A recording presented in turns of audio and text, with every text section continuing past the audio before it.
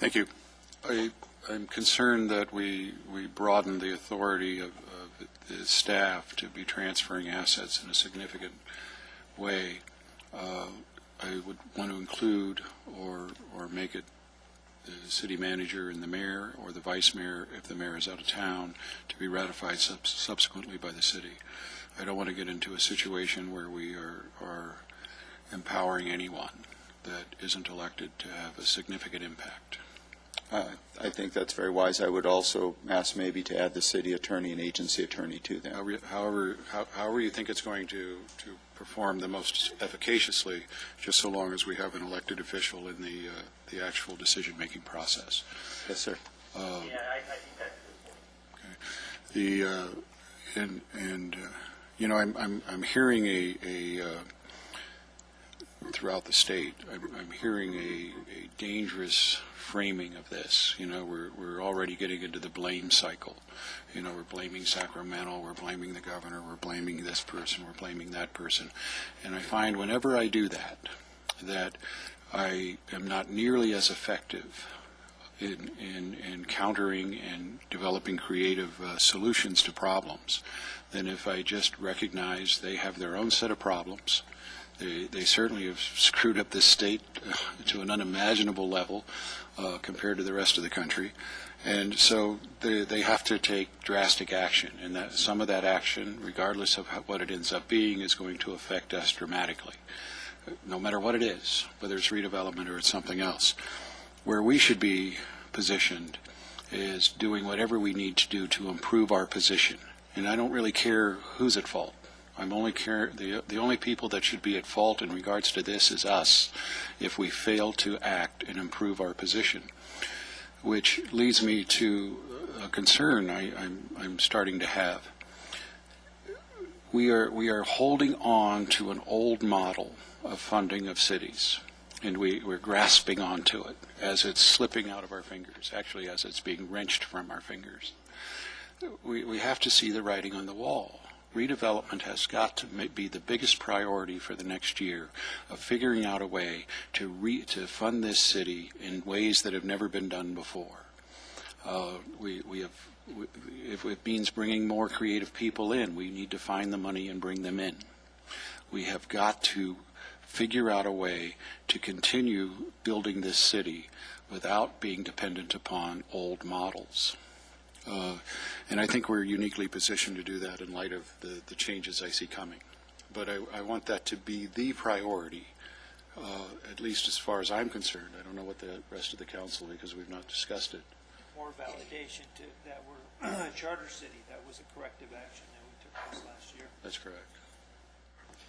Well, I think it's something that we need to discuss and figure out where we're going to go. I mean, anything creative and, that's going to benefit us, that's the reason we became a charter city. So, without specificity.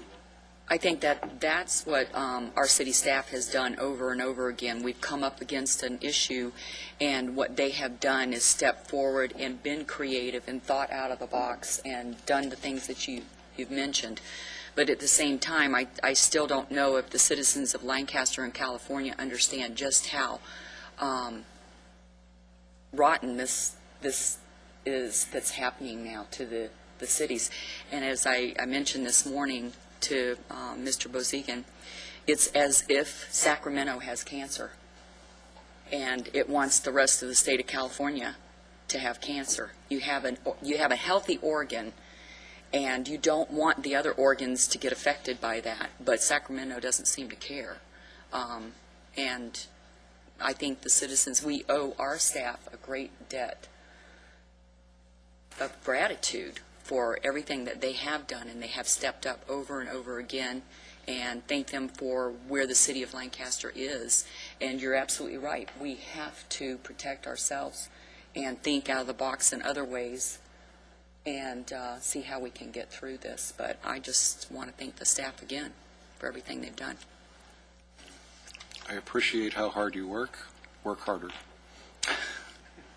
I mean, when you're in the battle, nobody gets to sleep until we've won the battle, and I think we just have to be really cognizant of that right now. I know that in my own personal business, when everybody else was crying doom and disaster, we grew because we never cried doom and disaster. We're just looking for ways to make this an advantage, and that's what I want that spirit to be within this city. And I don't know that we're ever going to get the citizens to understand that redevelopment is something far different than what they think it is. I think that it's been successfully painted with a brush because of what other cities have done with it that has affected us. I just don't know that we're going to get there. And I think that's why the governor picked on it. You know, he picked on something that could sell, not something that made sense. So we have a speaker card. Mr. Aber. Good morning. First, let's take them from the top. I'm appalled that we didn't have a flag salute here today. And very upset that this is an insult to have this on Martin Luther King Day. This could have happened at the last meeting. Seems to be a lot of uncertainty. I can hear it coming from that side. I think we're rushing to judgment here on something that needs to be explored a little farther. You know, if in fact this is the direction we're going to go, we need to audit redevelopment in its entirety to make sure where all the assets are, so that there's no assets that are missed in this decision. But like I said, I can hear Mr. McKeown, who's not here. Seems as though we called this meeting in a rush. There would be no citizens here to see what's really going on, because it has the appearance of impropriety, if not the actual impropriety itself. Thank you very much. Okay, is there a motion? Yeah, first motion for the redevelopment agency that we adopt Before I do, resolution. there are no other speaker cards, is that correct? There are no other speaker cards that we have. Okay, sorry. For the agency, we adopt resolution number 0211. I'll second that. Mayor Paris, I'm sorry, we have a couple, as I said, corrections I could put on the record, if that's okay. Please. One would be that... Withdraw your motion, and then you can do it based upon the corrections, okay? You want to do it that way? Well, that's on the staff report, the agency staff report? The list of projects has... The motion would stay the same, you know, it's just the list of projects. Oh, I see, okay. Yeah. All right, fine. Okay, the list of projects would be amended to, under Area 5, to exclude those between the lines, which is 3134-006, 03 through 22. There's 1, 2, 3, 4, 5, 6, 7, 8, 9, 10, 12 projects that should not be on the list.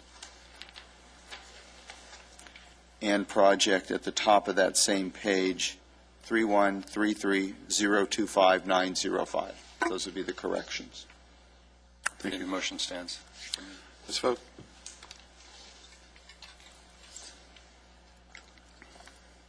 It's unanimous. Before I adjourn, We have We two got more, one more two more motions. Yes, tomorrow. Okay, on the city council side, I move that we adopt resolution number 11-06. Second. let's vote.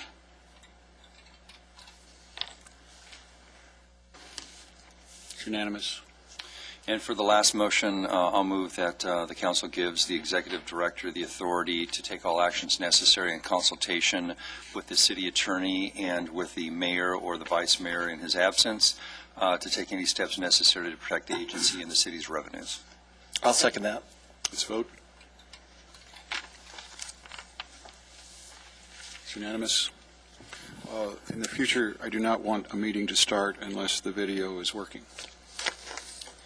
We had a glitch. The video, the entire media has been video, or the entire meeting has been video and will be available online right afterwards. So when I started, the video was working? Yes, Okay.